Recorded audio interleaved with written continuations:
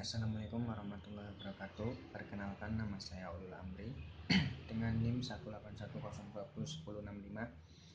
Saya di sini akan menerangkan tentang apa itu korupsi, terus korupsi menurut pandangan Islam, lalu cara pencegahan atau penanggulangan korupsi. Baik, pertama, apa itu korupsi? Korupsi sendiri adalah salah satu masalah terbesar yang dihadapi negara kita Indonesia ini dewasa ini. Meski konon kabarnya semakin meningkat dalam 3 tahun terakhir ini, belum terlihat sama sekali tanda-tanda yang meyakinkan bahwa masalah ini dapat segera teratasi. Korupsi selama ini mengacu kepada berbagai tindakan gelap dan tidak sah atau ilegal aktivitas untuk mendapatkan keuntungan pribadi maupun kelompok. Definisi ini kemudian berkembang sehingga pengertian korupsi menekankan pada penyalahgunaan kekuasaan atau kedudukan publik untuk mendapatkan keuntungan pribadi maupun kelompok.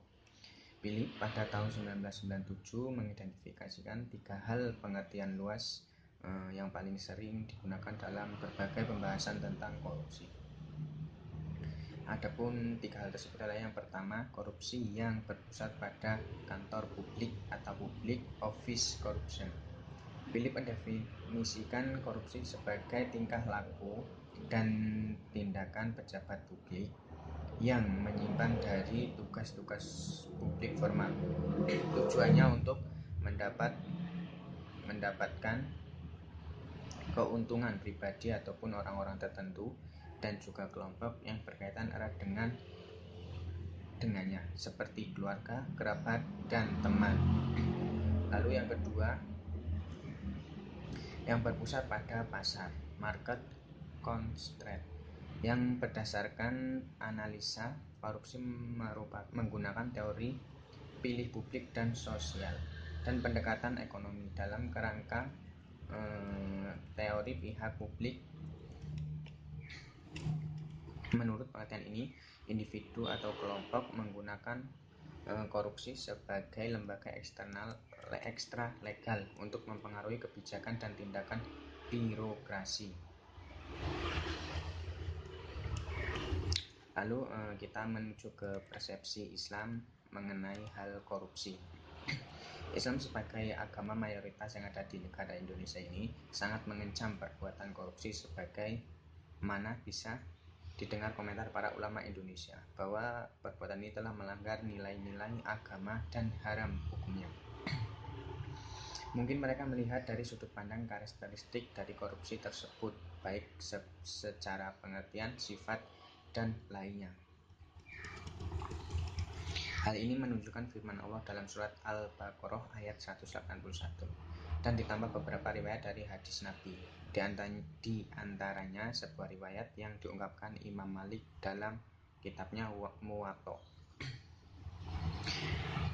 menyangka korupsi dalam artian suap, di mana saat Abdullah bin Rawah tengah menjalankan tugas dari Nabi untuk membagi 2 hasil bumi Khaybar, separuh untuk kaum muslimin dan sisanya untuk Yahudi. Selanjutnya datang orang Yahudi untuk memberi suap berupa perhiasan agar ia mampu memberikan lebih dari separuh untuk Yahudi. Namun tawaran tersebut ditolak oleh Ruwah dengan mengatakan suap yang kalian berikan adalah haram dan kaum muslimin tidak memakainya. Berdasarkan kenyataan ini, kita akan melihat dari kacamata hukum Islam sendiri, dari sudut pandang tinjauan usul fikih terhadap perilaku korupsi yang meresahkan dan merusak keseimbangan masyarakat, dan dengan segala ketimpangan yang ada dari perilaku ini dalam pribadi manusia. Di sana ditemui ketidakjujuran, keegoisan, dan lainnya. Dalam hukum Islam sebagai pemasaran di atas, secara global dan jelas dapat disimpulkan bahwa perbuatan korupsi dengan segala dampak dan eksesnya dikategorikan sebagai perbuatan yang hukumnya haram. Jadi penetapan ini bisa dilihat bahkan dimungkinkan adanya sanksi yang sangat berat bagi pelakunya, yang seiring dengan perkembangan kasus korupsi yang semakin banyak hingga merambah ke berbagai aspek kehidupan masyarakat. Jadi bisa merugikan negara, masyarakat maupun yang bersangkutan dengan adanya tindakan ilegal korupsi seperti ini. Lalu kita ke upaya pencegahan. Proses pencegahan korupsi merupakan salah satu yang harus dilakukan dalam proses pemberantasan korupsi. Merujuk pada pendapat Evans 2009, merupakan satu tindakan yang dilakukan untuk meluruskan sebuah proses yang sesuai dengan aturannya yang telah ada. Pencegahan juga bisa dilakukan dengan cara mensosialisasikan nilai-nilai anti korupsi. Dengan begitu, proses pencegahan ini sangat penting untuk pencegahan korupsi. Merujuk pada apa yang telah disampaikan oleh Paradiptyo pada tahun 2009 bahwa pencegahan korupsi pencegahan dan tindakan preventif akan lebih bermanfaat dalam mengatasi permasalahan korupsi daripada dengan melakukan tindakan sanksi hukum yang tinggi. Hal tersebut menunjukkan bahwa pencegahan korupsi haruslah dioptimalkan secara baik dalam pemberantasan korupsi di Indonesia. Strategi pencegahan dan pemberantasan korupsi ini juga telah dijelaskan dalam instruksinya.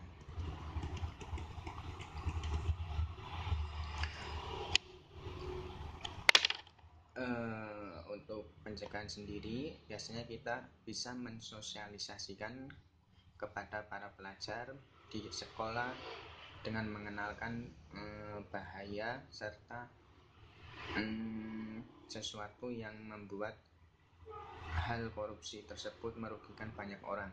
Seperti contohnya kita membicarakan anti korupsi, bahayanya, lalu memperkuat dengan nilai-nilai agama atau spiritual yang kita berikan kepada anak didik yang ada di sekolah, madrasah, serta pesantren dan kepada masyarakat setempat. Hal ini dimungkinkan agar mampu untuk tidak terjadi adanya tindakan korupsi atau penyalahgunaan jabatan. Mungkin hanya itu yang bisa saya sampaikan mengenai hal tentang pengertian korupsi, lalu perspektif Islam dalam melihat korupsi, lalu pencegahan korupsi yang mampu saya jelaskan. Selebihnya saya mohon maaf. Saya akhiri. Wassalamualaikum warahmatullahi wabarakatuh.